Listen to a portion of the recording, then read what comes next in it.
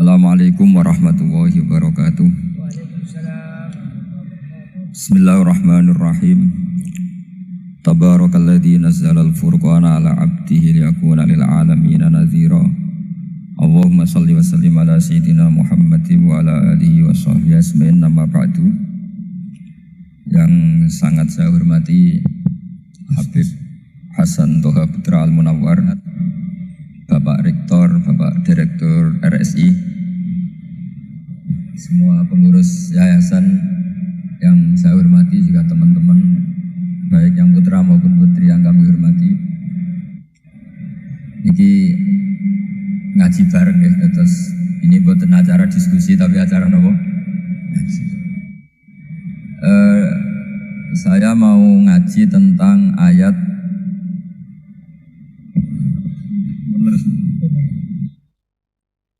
Qul bi fadlillahi wa bi rahmatihi fa bidzalika falyafrahu. Ajarkan Muhammad atau katakan Muhammad pada umatmu, sebaiknya atau seharusnya mereka hanya gembira dengan melihat fadlnya Allah dan rahmatnya Allah. Ini harus kita pahami mulai dari konstruksi yang paling pokok, yaitu akidah. Dua ahwal itu satu perilaku sosial. Tiga mutammimat, sesuatu yang tidak pokok tapi kita butuhkan dalam mengawal hidup ini. Saya beri contoh, orang itu sampai maksiat itu cari kesenangan. Misalnya baru penat itu, ingin seneng, ada orang yang macam-macam lah, ingin melihat maksiat, apa itu pornografi, apa nyabu, apa macam-macam. Itu sebetulnya agama punya konsep yang luar biasa, yaitu seharusnya seseorang itu gembira dengan ketaatan. Lalu pertanyaannya, caranya gembira gimana? Gembira itu mudah. Misalnya kamu sujud sama Allah Subhanahu wa taala.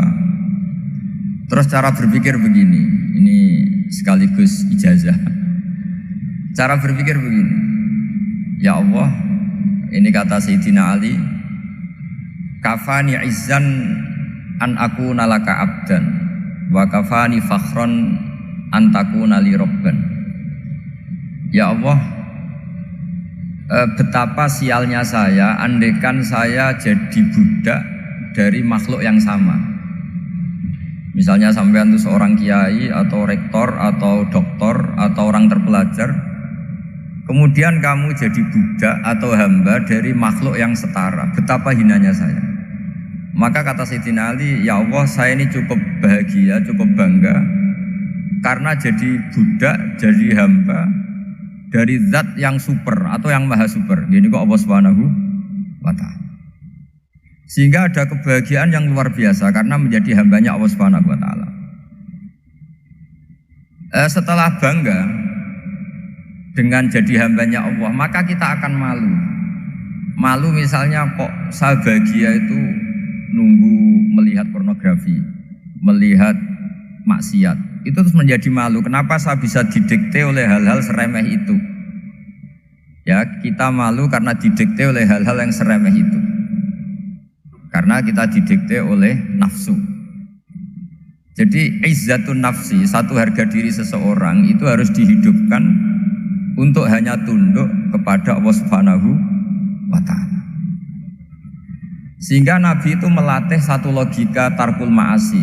Nabi itu dulu ketika ada seorang pemuda yang, ya karena mungkin pemuda ya, dia itu mau masuk Islam, tapi uniknya kata pemuda tadi, saya masuk Islam tapi asal dibolehkan bebas zina. Jadi ini agak sableng gitu. Jadi mau masuk Islam syaratnya dibolehkan apa? Zina atau free sex gitu. Karena orangnya agak hiper. Itu Nabi tidak langsung mengancam dengan neraka enggak. Ketika mau pamit gitu semua sahabat melarang. Mah itu jangan, kamu jangan suan Nabi. Itu permintaan yang enggak masuk akal kan? Setelah lama ditahan terjadi kegaduhan di masjid. Nabi dengar itu ada apa itu? Itu ada pemuda yang mau masuk Islam tapi yasta'dzinuhu fi zina, tapi mereka minta izin Nabi untuk tetap boleh zina. Kata Nabi, pemuda itu suruh masuk, suruh menghadap saya. Ketika menghadap Nabi, saya ulang lagi, ketika menghadap Nabi, Nabi mengajarinya itu luar biasa. Nabi tidak langsung mengancam dengan neraka atau dengan azab, itu enggak. Tapi kata Nabi, atuhibbuhu li ummik. Kamu suka kalau ibu kamu itu jadi demenannya orang banyak. Oh enggak ya Nabi, yang demen ibu saya tak bacok kan. Karena ini ya agak preman, di mana-mana orang nakal agak preman. Terus atuhibbuhu li bintik. Kamu suka kalau putri kamu ya digitukan orang-orang. Oh ya enggak Nabi, yang gitukan putri saya tak bacok. Atuhibbuhu li kholatik. Kamu suka kalau bule kamu digitukan. Atuhibbuhu li ammatik. Kamu suka kalau saudara bapak kamu digitukan. Nabi itu mengeset ya. Cara sekarang itu cuci otak mungkin. Nabi itu meluruskan otaknya anak muda itu. Betapa buruknya zina. Cara bahasa Arab ditakbih. Betapa buruknya zina. Kamu suka kalau korbannya ibu kamu, putri kamu, bude kamu, bule kamu. Sehingga orang itu matur ya hasbuka ya Rasulullah, ini sudah cukup. Saya tidak pernah melihat sesuatu seburuk zina.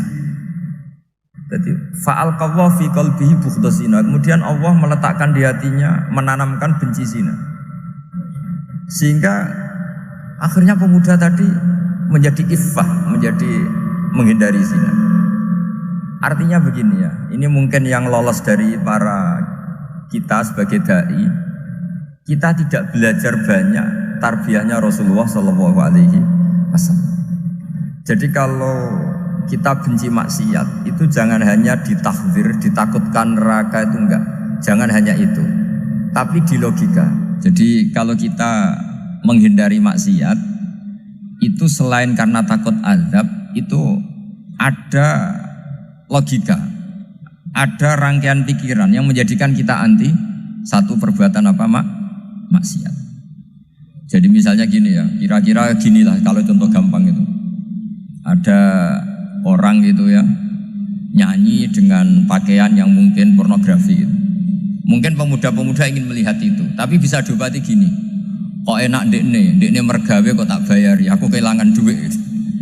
Meskipun dengan logika yang agak serampangan, yang penting menjadi kita ini punya harga diri untuk tidak tergantung hal-hal seperti itu. Sehingga Nabi itu cara menggambarkan tadi mulai atuhibbuhu li ummik. Kamu suka kalau ibu kamu jadi demenannya orang lain. Pemuda tadi bilang yang demen ibu saya mau saya bunuh. Ditambah lagi atuhibbuhu li bintik. Bagaimana kalau korbannya putri kamu, bule kamu, bude kamu. Sehingga terus si pemuda tadi betapa buruknya zina, betapa murahnya zina. Akhirnya pemuda tadi al-qawwa fi qalbi bughdha zina. Terus kemudian pemuda tadi itu sangat membenci dengan apa? Berzina. Nah, pikiran-pikiran seperti ini harus kita tanamkan. Harus kita tanamkan supaya orang itu benci melakukan maksiat. Karena satu memang takut suhtullah, takut dibendu Allah atau dibenci Allah. Dua memang logika kita mengarahkan tidak maksiat. Nah ini yang terkait Unisula yang nangani kedokteran, nangani medis. Sesuatu yang dilarang Allah itu pasti madharat. Maka untuk melarang seseorang bergantung sama narkoba misalnya atau hal-hal yang bahaya pada fisik, itu satu tentu bagi ahlullah, tentu karena takut Allah. Tapi banyak masyarakat yang memang benar-benar bisa meninggalkan narkoba karena efek buruknya ganja.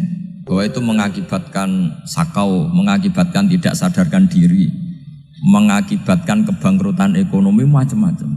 Sehingga mereka benar-benar benci sama yang namanya narkoba. Jadi di antara manhajul Quran itu kalau mentakbih, memburuk-burukkan maksiat itu mesti dikritik innahu kana fahisyah, innahu kana fahisyata wa maqta wa sa'a sabila, innahu kana fahisyata wa sa'a sabila, diulang beberapa kali. Sehingga dibutuhkan kecakapan untuk menganggap satu hal yang buruk itu fahisyah, sesuatu yang enggak rasional, sesuatu yang tidak positif, sesuatu yang pasti berdampak negatif. Sehingga kalau misalnya tadi dibacakan oleh qari kuntum khaira ummatin ukhrijat linnasi ta'muruna bil ma'ruf wa tanhauna 'anil munkar. Untuk berhenti dari kemungkaran itu satu takbihun litil kal mungkar atau litil kal mungkarat, bahwa mungkarat itu kita cap, kita stigmasi bahwa itu buruk sekali. Seperti Nabi mengajarkan pemuda tadi, masa kamu suka ibu kamu digitukin lelaki lain, putri kamu, bule kamu, bude kamu, sehingga orang ini pikirannya termindset betapa buruknya zina. Sama seperti kita sukses memindset betapa buruknya narkoba, betapa buruknya bahan-bahan terlarang.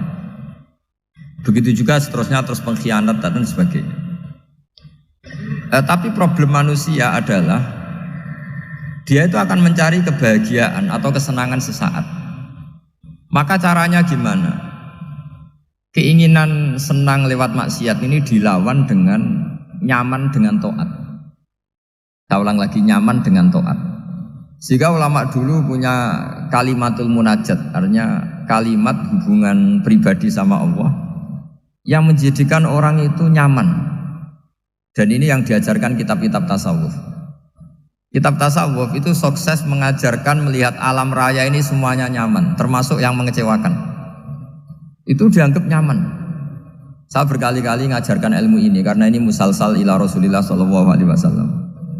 Itu pernah suatu saat Imam Ahmad itu dipanggil sama tetangganya, anak muda. Tentu Imam Ahmad ini orang yang sangat soleh, sangat waroi, sangat tunduk sama perintahnya Allah dan Rasul.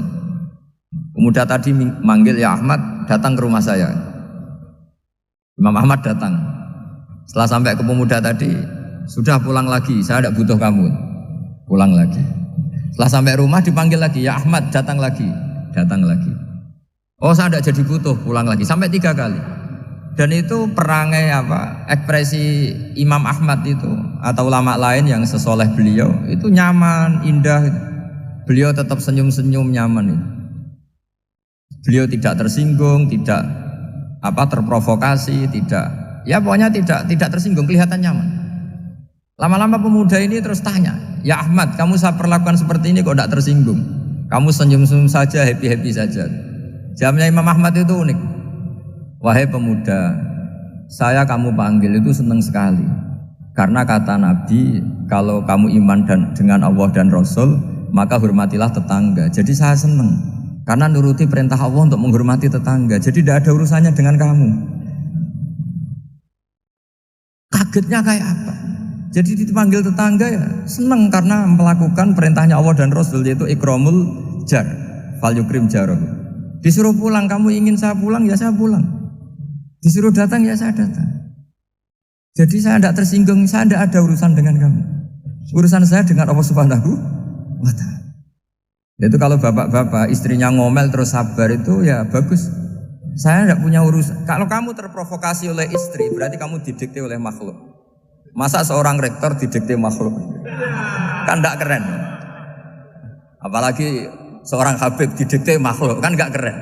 Yang bisa mendikte kita hanya Allah Subhanahu wa Ta'ala. Dan Allah mendikte kita, mengajarkan kita wa ashiruhunna bil ma'ruf fa in karihtumuhunna fa asa an takrahu shay'an wa yaj'alallahu fi khairan katsira. Jadi cara melihat istri kita bawel gitu atau cerewet, alhamdulillah ini ada pahala tanpa modal, cukup sabar. Kalau istri kamu sedang mesra malah mintanya ke mall, malah biayanya tinggi. Murah mana dapat pahala dimarahin sama saat mesra minta ke mall? Milih yang pertama kan? Nah ya itu tidak usah modal itu. Ya gitu aja. Jadi kalau istri sedang marah bawel, anggap saja ini rezeki. Dapat pahala tanpa apa? Biaya. Nah, kalau pas rukun malah nantang ke mall, biayanya malah tinggi. Jadi ulama dulu itu melihat dunia itu happy. Pernah Imam Syafi'i dikasih tahu, orang yang tadi nyium tangan kamu ya, itu di rumah menghujat Anda. Jadi dia sopan hanya di depan Anda, kalau di luar menghujat Anda. Jawabnya Imam Syafi'i lucu. Ya baguslah. Yang cerita ini kaget. Kenapa bagus ya Aba Abdillah? Kalau manggil Imam Syafi'i ya Aba Abdillah. Ya berarti saya masih wibawa, di depan saya tidak berani katanya. Jadi dipandang enteng saja. Jadi kalau kamu di depan kamu istri kamu tidak berani belanja, tidak ada kamu belanja banyak, anggap saja Anda wibawa. Jadi enteng saja. Pernah Imam Syafi'i dikasih tahu, separuh dari kampung Anda itu gak suka kamu. Ya bagus lah. Kenapa? Oh nak rukun malah bakal utang katanya gitu. Kira-kira yang utang itu yang rukun apa yang neng-nengan? Yang rukun. Jadi enteng saja mungkin. Masyhur itu makalahnya Imam Syafi'i. Waman asa'a ilaika faqad atlaqaka. Orang yang berbuat buruk sama kamu berarti membebaskan kamu.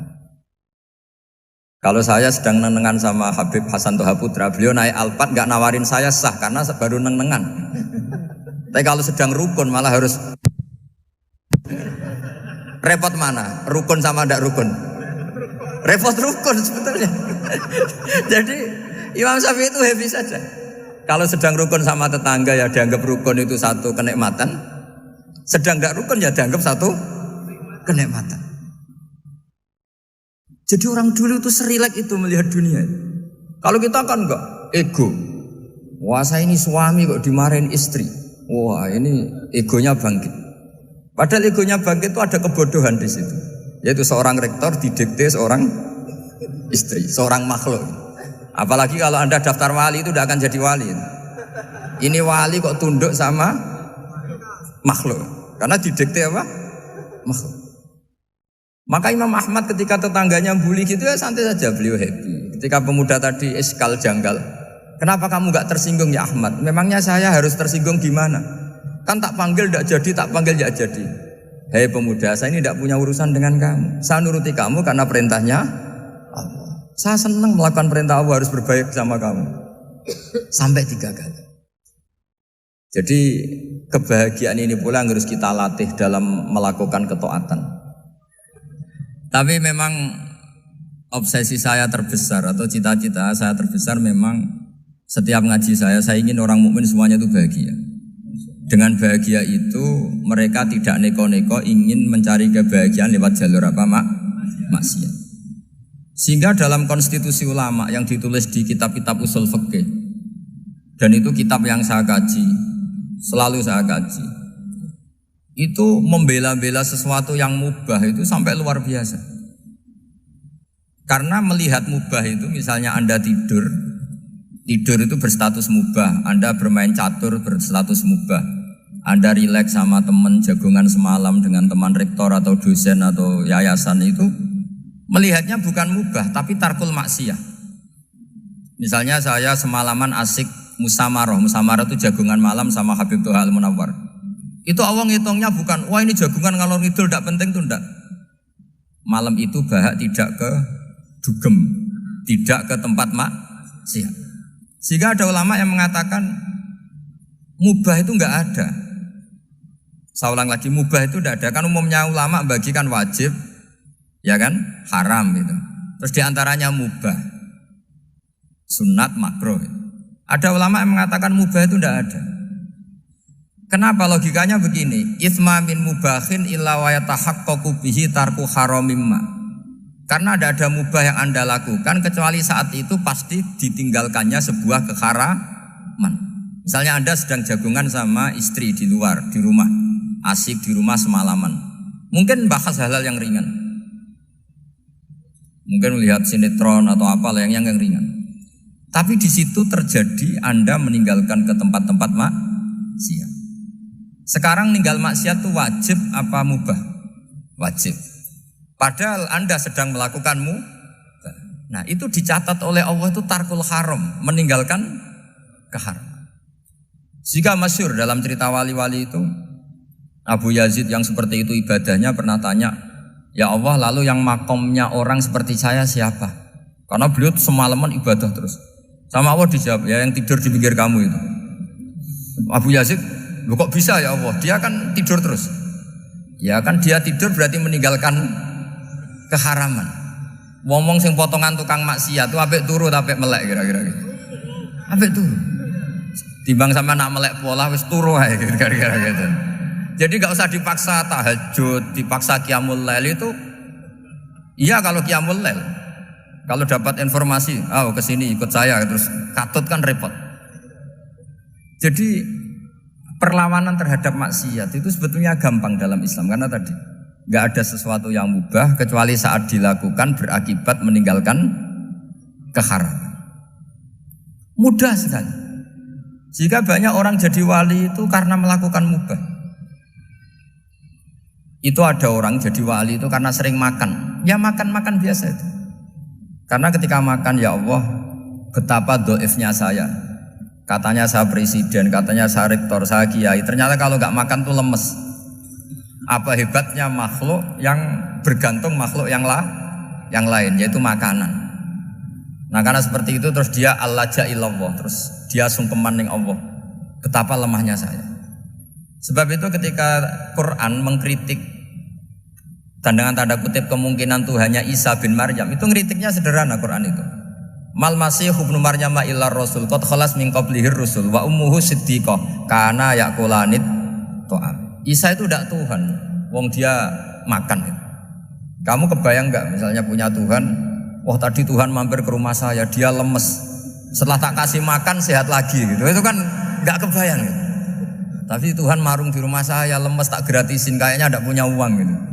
Setelah makan, wah gairah lagi. Kebayang nggak punya Tuhan seperti itu. Sehingga Quran kalau gojlok sederhana, karena yakulanit to'a. Sehingga wali-wali itu kalau makan itu sadar lemahnya dirinya, betapa dirinya tergantung makanan. Sesuatu yang tergantung itu artinya tidak hebat, tidak Tuhan. Jadi untuk menjadi wali, untuk menjadi dapat ridhonya Allah itu sebenarnya sederhana. Termasuk ada cara jadi wali yang agak kacau, tapi ini ya benar, asal niatnya benar. Misalnya Unisula besar, ya kurang besar lagi. Kita sudah punya uang, kurang banyak uang lagi. Itu Nabi Ayub. Itu kan seorang nabi. Pernah diuji Allah, ini ada di Sahih Bukhari. Nanti kamu tanya, hadisnya sahih enggak? Ini ada di Sahih Bukhari. Kadang orang kota itu aneh, enggak ahli hadis tapi tanya, sahih enggak? Padahal andai kan dibodoni sahih, ya ngandel saja. Jadi kadang ya aneh. Wong enggak tahu kok tanya itu. Itu Nabi Ayub itu sudah kaya, pas itu sudah kaya. Bukan cerita yang masih miskin, memang sudah kaya. Beliau di kamar dihinggapin satu belalang dari emas. Setelah belalang itu dikejar, ternyata yang jenis itu banyak, semuanya dari emas. Ngambil sana sini, ini yang kesak ini dipenuhin, saku ini dipenuhin, sampai banyak. Sama Allah digojlok, kamu itu nabi saya, kenapa kamu mengumpulkan harta sebanyak itu? Kamu itu nabi saya kok rakus? Jawabannya Nabi Ayub unik. Ya Allah, siapa yang bisa kenyang dari rahmatmu? Ya, jadi kalau kamu punya uang 1 miliar, kok ingin 1 miliar 100, ingin 1 miliar 200, itu cara ngitung bukan uang. Ya Allah, siapa yang bisa kenyang dari rahmatmu? Karena rahmat Allah tidak terbatas. Sudah Gusti, tenang saja. Meskipun saya gini, rahmat Anda tidak akan habis. Sehingga waroi ada ilmunya, tomak juga ada ilmunya. Termasuk ragus itu juga ada ilmunya. Misalnya begini, ini contoh rakus yang ada ilmunya begini. Ini saya beri contoh. Mungkin yang boleh niru orang-orang soleh, kalau nggak soleh jangan.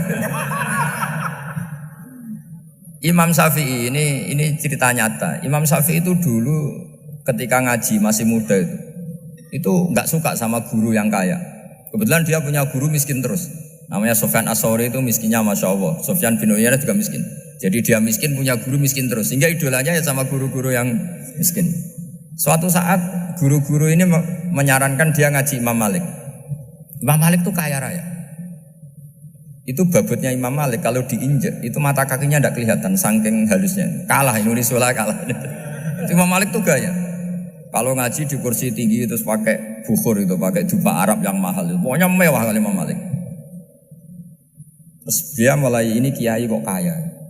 Kemudian setelah beliau alim tanya, saya harus ngaji siapa setelah ilmu jenengan habis kira-kira gitu. Kata Imam Malik, sudah kamu tidak usah perlu ngaji saya, kamu sudah alim alama.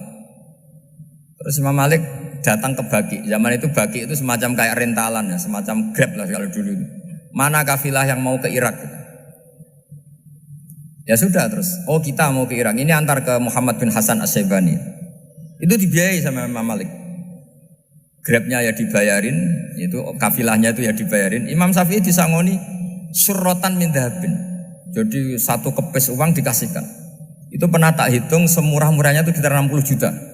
Imam Syafi'i mulai mikir, kiai yang saya kritik lomo, sing kiai miskin tak puji, gak pernah ngamal kan, tentu orang miskin kan.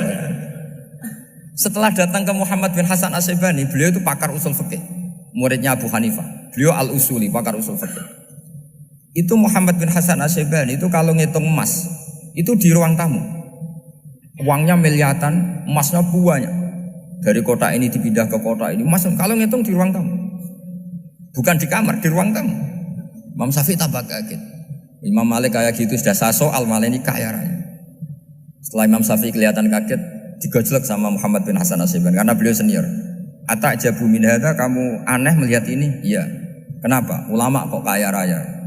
Terus kata Muhammad bin Hasan, ya sudah, uang ini tak kasihkan orang-orang fasik, binti gue demenan, gue nyabu, gue macam-macam. Oh jangan, nanti dipakai maksiat. Pun jenengan mawon sing sugih. Semenjak itu Imam Syafi'i rubah mindset. Jadi kalau kampus ini ingin akreditasi A, ingin mulia, ingin apa, kamu ridho kalau yang punya prestasi seperti itu adalah orang-orang fasik. Ridho enggak? Enggak kan? Maka didoakan ini. Nah itu namanya berpikir secara usuli. Kamu jangan hanya nuruti karena berpikir waroi terus kamu benci kekayaan, benci pangkat, benci apa, enggak bisa seperti itu. Karena pangkat dan kekayaan ketika dikelola secara kesolehan maka akan menjadi energi positif yang luar biasa. Semenjak itu Muhammad bin Hasan Asy-Syaibani berhasil mendidik Imam Syafi'i. Sampai akhirnya keterusan Imam Syafi'i berpendapat kalau orang Islam bisa bikin rumah tingkat kok punya rumah reot itu haram. Akhirnya keterusan. Kalau bisa jadi bupati kok jadi ketua RT juga haram. Karena al-Islam ya'lu wala yu'la alaih. Islam itu luhur bukan bisa diluhurin. Sehingga rata-rata orang Syafi'iyah termasuk kiai-kiai Indonesia itu rata-rata ya agak-agak politikus. Ya agak-agak kedonyan, mungkin sebagian kedonyan tenan gitu. Karena gak ridho gitu loh. Kalau kesempatan itu dikuasai orang fasik kemudian menjadi kekuatan maksi. Coba kalau bupati itu orang yang fasik. Kemudian programnya supaya rakyat seneng semalaman dangdutan yang purno misalnya. Supaya rakyat seneng dibolehkan dugem, dibolehkan judi. Tapi kalau yang jabat orang soleh kan ada beberapa perda yang menolak penyakit apa? Masyarakat.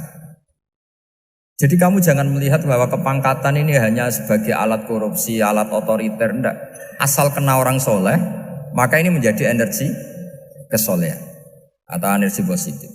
Sebab itu ketika Allah muji para nabi yang soleh, diantaranya disifati apa? Faqad ataina ala Ibrahim al-kitab wal hikmata, terus ayat wa atainahum mulkan azim. Dan Nabi Ibrahim dan keluarganya tak kasih kerajaan yang besar. Nah sekarang masih banyak orang yang cara pandang ngapain bikin Unisula yang megah, ngapain berambisi punya akreditasi A dan sebagainya. Menyoal seperti itu salah secara usul fikih. Karena secara usul fikih kesempatan yang baik tentu harus diperjuangkan oleh orang-orang yang soleh. Karena ini supaya jadi otoritas yang positif. Itu dulu ada latihannya. Jadi orang dulu itu gampang sekali ketika milih miskin ditanya, kenapa miskin? Saya ingin hisab saya ringan. Tapi ketika mereka kaya yang soleh, supaya harta ini tidak dipakai orang yang nanti dipakai maksiat. Kita misalnya orang soleh kok mau pangkat, karena kita ada ridho kepangkatan itu dipegang orang maksiat, kemudian menjadi energi maksiat. Begitu juga seterusnya. Maka ulama dulu itu rileks.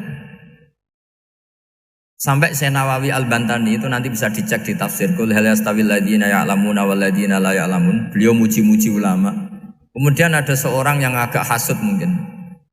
Tanya begini. Hebatnya ulama itu begini-begini. Terus ditanya, tapi kenapa kita sering melihat ulama ngantri proposal di rumahnya bupati kan? Sementara bupati nggak pernah datang ke ulama ngaji ihya. Jawabannya Imam Syekh Nawawi itu unik. Ya karena ulama itu tahu gunanya uang, sehingga nyari uang untuk pondok, untuk masjid. Sementara bupatinya tidak tahu gunanya ilmu, maka tidak pernah ngaji. Jadi ya ringan saja. Jadi ya sudah seperti itu. Jadi kalau ada ulama kedonyan, anggap saja karena tahu gunanya uang. Jadi kenapa ulama ngantri di kabupaten, bukan bupati ngantri di ulama? Jawabannya, karena ulama tahu gunanya uang. Sementara bupatinya nggak tahu gunanya ilmu. Ya, kira-kira gitu lah. Ada ustadz tidak ganteng, kesensem rondo cantik. Karena tahu gunanya ustadz itu. Artinya tahu gunanya kalau saya nikah nanti punya anak jadi gus. Karena kan dia kiai gitu. Tapi rondonya raro gunanya dia karena miskin gitu. Jadi ulama dulu itu rileks. Rileks, menafsirkan apa saja itu rileks. Termasuk saat terpojok. Itu rileks. Karena semuanya dianalisis pakai ilmu. Sehingga ciri utama wali itu apa? Ala inna awliya Allahi la khaufun alaihim walahum yahzanun. Enggak ada rasa takut, enggak ada rasa gampang. Karena melihat sesuatu itu gampang saja. Saya ulang lagi, melihat sesuatu itu gampang saja, ringan.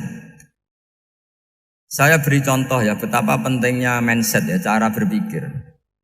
Orang itu menjadi kikir itu karena nganggap hidup itu lama dan uang itu penting. Kalau zaman Nabi itu sederhana kalau melihat hidup. Pernah suatu saat Nabi itu punya jatah makan. Karena Nabi itu hidupnya juga pas-pasan. Jadi Nabi itu unik. Beliau di satu sisi kaya raya, bisa ngerumat Abu Hurairah, Ammar, Suhaib. Ashabu Sufa itu dirawat Nabi semua. Itu kan kaya, bisa ngerawat sekian orang. Tapi di sisi yang lain untuk pribadinya beliau miskin. Kadang nggak bisa makan hari itu. Tapi di saat yang sama bisa merawat Ahlus Sufa. Jadi keliru kalau orang hanya cerita Nabi itu miskin, untuk makan dirinya aja susah. Itu keliru. Kelirunya kalau tidak diteruskan, tapi Nabi mampu menghidupi ahli suffah. Singkat cerita jatah makannya Nabi itu dikasihkan orang ketika Nabi tanya, ya Aisyah, makanan jatah saya di mana? Oh ya Rasulullah, tadi ada orang minta tak kasihkan, maka makanan itu habis. Apa kata Nabi? Kamu salah Aisyah. Yang kamu kasihkan itu justru yang masih. Ya yang kamu kasihkan itu justru yang masih. Sehingga Nabi menganggap, makanya Nabi terus ngendikan, ya kalau mukhatabnya lelaki ya kira-kira begini. Wahal laka min malika illa ma akalta fa'afnaita walabista fa'ablaita. Terus hanya wa tasaddaqta fa'abqaita kata Nabi. Harta kamu ya kamu makan kemudian ke WC jadi kotoran atau punya pakaian mewah nanti rusak. Wa tasaddaqta fa'abqaita. Ada yang kamu sedekahkan yaitu yang abadi sampai akhir. Sehingga banyak pengusaha yang mencintai saya setelah tak ajari hadis itu, misalnya punya uang 1 miliar karena dia spekulan atau pedagang rawan bangkrut, disedekahkan ke masjid 50 juta, yaitu yang abadi. Jadi kalau suatu saat bangkrut, dia masih punya uang 50 juta di akhirat. Jadi Nabi itu mengajari sedekah itu apa? Ya sedekah itu pengabadian uang. Kalau kita kan enggak, bilang sedekah itu nguras uang. Itu pikirannya setan dan pikirannya orang Islam. Itu cara berpikir setan, bukan cara berpikir umat apa? Sehingga Sayyid Ali Zainal Abidin itu kalau ada orang minta, kemudian beliau ngasih, itu beliau bilang gini, marhaban biman hamala zadi ilal akhirah. Matur nuwun nggih jenengan sing beto sangu kula nate. Jadi dianggap teller saja. Orang yang minta uang beliau itu dianggap tukang nyatet bank ini. Karena sudah ditabungkan, ya sudah. Kalau kita kan enggak, wah pengemis tuh ganggu gini-gini. Kecuali pengemis profesi ya mungkin kita agak-agak enak. Mari zaman akhir tuh ada pengemis apa? Profesi. Jadi repot teman. Terus tak beri contoh lagi kebahagiaan ketika kita milih Islam moderat. Islam kita diajarkan guru-guru kita, utamanya oleh guru kita Mbah Maimun. Saya juga sering ketemu beberapa ulama dunia, termasuk Habib Umar. Saya juga ikut sowan ke sini pas beliau sama Habib ini Hasan Toha Putra di sini sama orang-orang moderat. Itu cara berpikir juga luar biasa indah. Beliau pernah cerita ya, beberapa ulama lah, banyak yang cerita itu. Saya pernah diceritani seorang alim ketika ada orang ekstremis itu mau ngebom di tempat maksiat. Kebetulan yang maksiat itu kebanyakan ya orang Islam. Karena di negara yang mayoritas Islam. Ditanya sama Syekh Sa'rawi. Syekh Sa'rawi itu mufassir top di mana? Mesir. Ini mau tak habisin karena mereka orang Islam kok maksiat terus. Terus ditanya sama Imam Sa'rawi. Laumatu ala khini ma'asihim aina masiruhum. Kalau mereka mati dalam keadaan maksiat, mereka kemana? Ya ilanar, mereka pasti masuk neraka. Terus ditanya sama Imam Sa'rawi.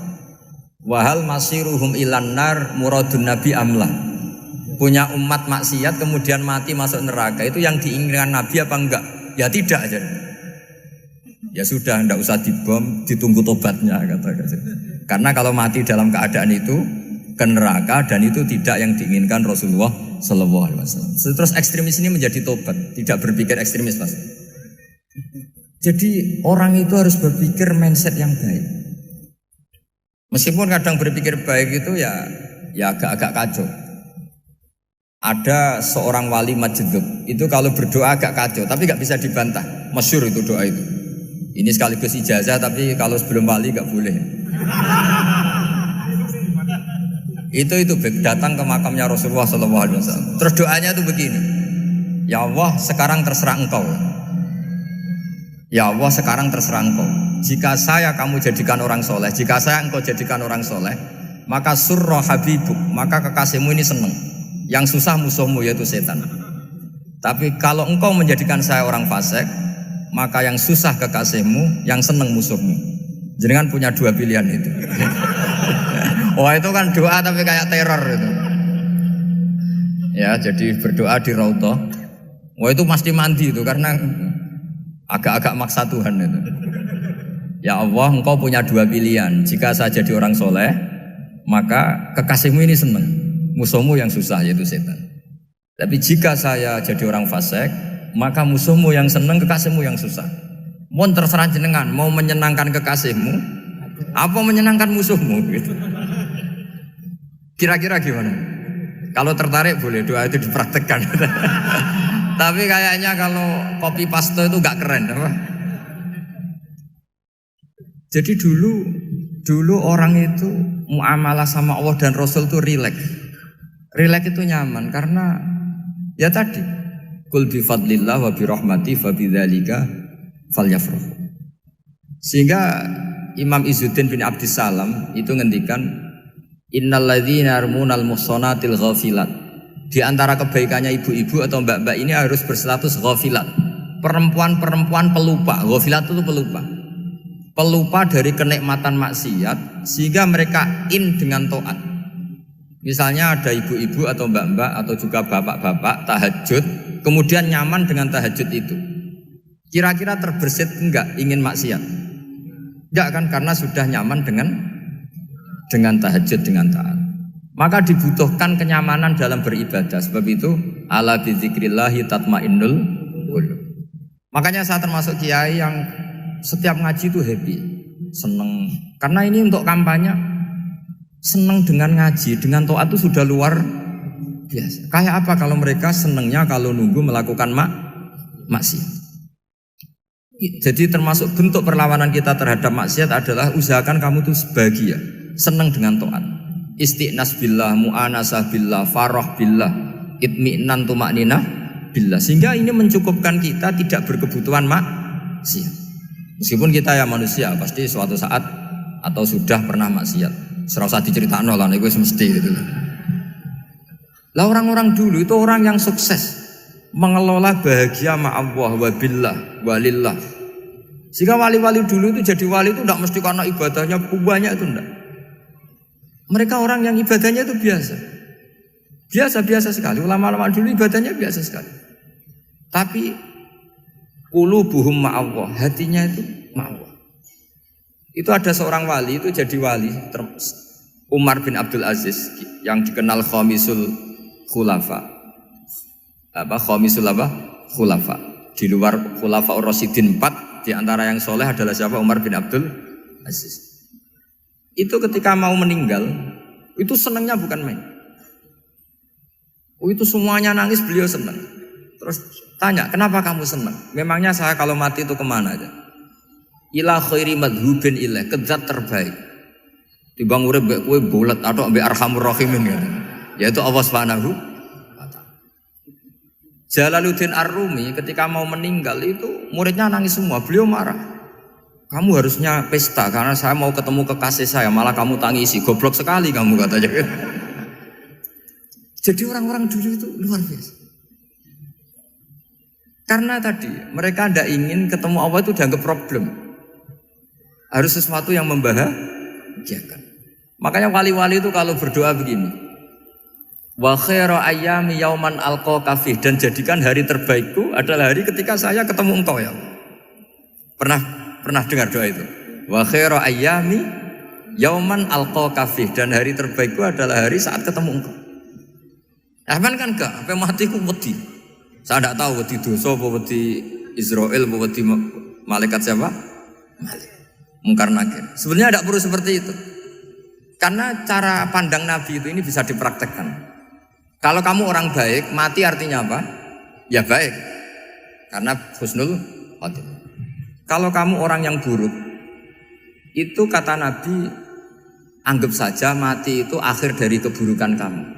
Nak kowe urip terus malah maksiat terus. Maka Nabi itu kalau ngajari kita berdoa gini, Allahumma ij'alil hayata ziyadatan li fi kulli khairin wal mauta rohatan li min kulli syarri. Ya Allah, kalau saya hidup ya anggap saja ziyadah fi kulli khairin, berpotensi nambahi kebaikan. Kalau saya mati anggap saja ini akhir dari segala keburukan. Maka saya berkali-kali guyon. Makanya tradisi ulama-ulama NU, ulama-ulama pesantren, ya ada hanya NU, pokoknya ulama-ulama alim. Itu kalau ada orang mati, orang nakal gitu mati, ini saya gitu. Itu hadirin mesti gak terima. Wah, api enang itu wong wakal. Tapi dipaksa sama kiainya, saya gitu. Lama-lama dipaksa. Saya gitu. Padahal yang ngatine kiai, wis ra iso maksiat meneh, wis saya gitu. Karena dengan mati berarti saya sudah tidak bisa maksiat lagi. Jadi Nabi melihat hidup dan mati itu segampang itu. Kalau al-hayata ziyadatan li fi kulli khairin wal mauta rohatan li min kulli syarr. Coba kita ke depan itu kan ada potensi zina, potensi korupsi, potensi maksiat. Yang bisa menghentikan potensi itu apa coba? Mati ya, udah pinter ya. Sudah maju berarti. Berani mati. Berani. Tapi jangan di sini ngel-ngelo panitia. Ya. Artinya yang selama ini kita risau dengan kematian, dengan apa? Nabi ngajari kita tadi. Allahumma ij'alil hayata ziyadatan li fi kulli khairin wal mauta rohatan li min kulli syarr. Ya Allah, jadikan hidup ini sebagai bekal menambah kebaikan, dan suatu saat kalau saya mati, semoga itu akhir dari segala keburukan. Jadi artinya Nabi itu ngajari kita itu positif terus. Sama seperti ulamanya tadi. Nak lagi rukun mbek tonggo ya sanggep ae kanca keapian. Nak nenengan ben ra utang ngoten. Dadi pokoknya penak terus itu lho. Nak bojo lagi ngamuk alhamdulillah gak ngajak blonjo. Nak pas rukun ya alhamdulillah kok lagi rukun. Jadi gampang semua. Makanya ada seorang alim itu ngendikan begini, ada yang tanya. Saya tuh dulu ketika kaya, teman saya sering main ke saya. Setelah saya miskin gak ada teman-teman yang ke saya. Dikira si Habib ini kebetulan orangnya Habib itu mendukung keluhan dia, ternyata enggak. Si orang alim itu bilang gini, malah bagus toh gitu. Kowe wis melarat buruhe wong. Ya sudah kamu miskin buruhnya orang lain, misalnya tukang manol di pasar atau tukang becak. Kemudian teman-teman kamu datang, malah kamu malu tuh jadi tontonan. Bagus kalau mereka lupa pas kamu miskin tidak ada yang lihat katanya. Jadi apa ya, dianggap enteng saja gitu. Akhirnya orang ini nggak jadi ngeluh. Selama ini kan kita ngeluh ya, ketika miskin teman-teman nggak datang. Coba kalau mereka datang pas kamu buruh bikin foto di orang lain, mantan bos buruh, malu nggak? Milih datang apa enggak? Enggak lah, sudah bener itu. Jadi ulama dulu itu makanya sering baca biar tahu solusi hidup. Jadi ulama dulu tuh gampang sekali melihat kehidupan itu, gampang sekali, indah, gampang. Sekarang tuh enggak. Orang itu cara berpikir nuruti nafsu, itu yang bahaya. Makanya Quran ngeritik ara'aita man ittakhadha ilahahu hawa. Orang yang cara berpikir itu nuruti hawa nafsu. Kalau zaman Nabi, zaman sahabat, zaman ulama itu enggak seperti itu. Sehingga cara berpikir itu mudah. Makanya kata Nabi, absyiru ya ma'syaral muslimin, kata. Kamu harus senang ya ma'syaral muslimin. Allah sekarang buka pintu langit yang sebelumnya enggak pernah dibuka. Dan Allah yubahi bikum malaikata, dan Allah membanggakan kamu kepada para malaikatnya. Kenapa? Umatnya Muhammad, umatnya Rasulullah Muhammad SAW itu kalau sampean kepengen mati setiap saat itu baik, itu resepnya gampang kata Nabi. Addu faridotan wantadzoru ukhra. Jadi Allah memberitahu, ya Muhammad, umatmu ini luar biasa. Jadi misalnya tadi kita sholat subuh, ditanya, Bahak kamu sekarang ngapain? Nunggu sholat duhur ya. Setelah sholat duhur ditanya lagi, nunggu apa? Asar. Sehingga faman kanat hijratuhu ila Allah wa rasulih fa hijratuhu ila Allahi. Jadi kalau ya sudah ini tak ijazahkan. Kalau setelah sholat subuh nunggu apa? Duhur. Setelah duhur nunggu. Sehingga ketika kita mati itu statusnya penunggu sholat. Tapi kamu kan enggak miskin, kenapa? Penunggu kaya. Ya itu enggak masuk surga itu. Penunggu kemapanan. Berarti kan menunggu sesuatu yang seleranya nafsu. Beda kalau penunggu sholat. Berarti kamu di dunia menunggu ritual ibadah. Maka di antara ijazahnya Nabi apa? Addu faridotan wantazuru ukhra. Melakukan satu fardu, kemudian kita menunggu tugas berikutnya. Jadi niati saja setelah subuh nunggu apa? Duhur. Setelah duhur, meskipun kita di perapatan, apa? Nunggu asar. Tapi ya asar betul, jangan nunggu tok pas asar enggak. Jadi sebetulnya umat ini gampang sekali. Jadi di antara kebanggaan Allah, yubahi itu Allah bangga dengan malaikatnya adalah umat ini adalah addu faridotan wantazuru ukhra, melakukan satu fardu kemudian menunggu fardu yang lain. Dari mengkhidmati kampus, ingin mengkhidmati masyarakat, dari satu masyarakat lokal Semarang menjadi sampai sekarang sampai Banjarmasin, Unisula mau bikin kampus di sana terus gitu. Dari satu tugas ke tugas yang lain. Makanya Islam diajarkan setelah satu tugas selesai, faida faruh tafan sob. Jadi sehingga hidup kita itu dinamis, dari satu kebaikan menunggu kebaikan lain, dari satu kebaikan menunggu, sehingga hidup kita ngapain? Nunggu satu kebaikan. Ini sudah masuk faman kanat hijratuhu ila Allah wa rasulih fa hijratuhu ila Allahi wa rasulih. Sehingga bayangkan kalau kita direkam Allah, kita nunggu sesuatu yang sifatnya nafsu, kau pengen sugih tok jak cukup. Tahu buruh wong sing tahu ngenyek ndekne lho, itu kan urung-urung wis dendam. Saya belum mau mati sebelum kaya dan buruhkan orang yang pernah melecehkan saya. Wis ngono akhirnya mati urung sugih. Berarti wis fakir matine hasud. Mau itu ngenes dunia akhirat kan kira-kira seperti itu. Kamu santai aja kalau fakir berarti ngeringankan hisab karena ada banyak harta. Yang mau dihisab apanya? Enggak punya apa-apa. Jadi saya mohon sekali ya, Islam itu mengawal kebahagiaan. Sebab itu sampai bahagia itu menjadi perintah Islam, kul bi fadlillah wa bi rahmati fa bidzalika falyafrahu. Karena dengan bahagia bi taat diharapkan orang Islam itu tidak bahagia atau cari kesenangan lewat jalur apa maksiat. Sehingga ciri utama wali apa? Ala inna auliya Allahi la khaufun alaihim wa lahum yahzanun. Sehingga ulama dulu itu rileks-rileksnya. Termasuk yang saya ceritakan tadi, Imam Ahmad, Imam Syafi'i, itu melihat apa saja rileks. Ya tadi kalau disenangi orang ya barokah, punya kawan kebaikan. Nak dineng ya barokah dineng di gedingi tonggo rada utang, ngeranjuk tulung itu. Jadi rileks saja. Masyhur itu Imam Syafi'i ngendikan, waman asaa ilaika faqad atlaqaka. Orang yang berbuat buruk sama kamu, hakikatnya adalah membebaskan kamu. Atlaqo itu apa? Membebaskan. Enak gak jadi hidup gitu? Kalau kamu kan enggak, kok gedeng aku salahku apa? Malah kamu ujub tuh, orang kok enggak tahu salahnya. Kamu jadi suami, istrinya ngomel, kurang apa saya sebagai suami? Ya kurang banyak, enggak ganteng, enggak kaya, enggak ini.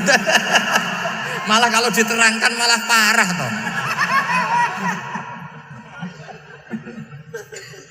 Ya sudah rileks saja, kalau dia ngomel ya tadi, alhamdulillah dapat pahala tanpa apa?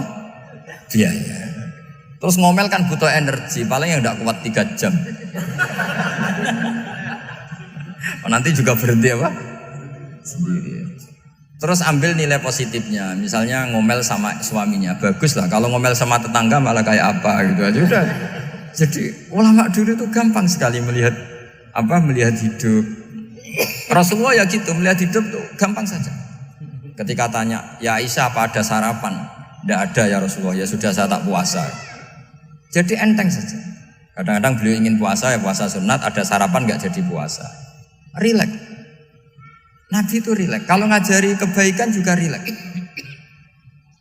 Nah sekarang itu banyak orang yang karena mungkin kurang baca, Islam tuh kayak menjadi aturan yang bengis, yang repot, yang mengekang. Itu ndak seperti itu. Yuridu wa bikumul yusra wala yuridu bikumul usra. Allah menghendaki agama ini mudah. Sehingga ada sahabat di Imami Mu'ad itu baca Baqarah. Sahabat ini pekerja petani, mufarokoh ditinggal. Ketika Mu'ad lapor, ya Rasulullah ini ada orang munafik, tengah-tengah sholat mufarokoh saya ditinggal. Yang disalahin itu tidak yang ninggal tapi Mu'ad. Afattanun anta ya Mu'ad, kami itu tukang fitnah. Masa ngimami petani pakai surat Baqarah? Jadi yang disalahkan ini imamnya.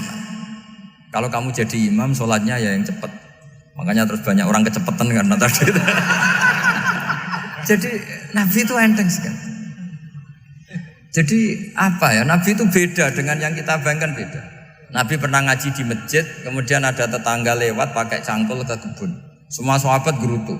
Ini orang tidak benar, ada Nabi ngaji ditinggal saja ke kebun, tidak ikut ngaji. Jawabannya Nabi tidak, itu bagus, itu ikut sunnah saya.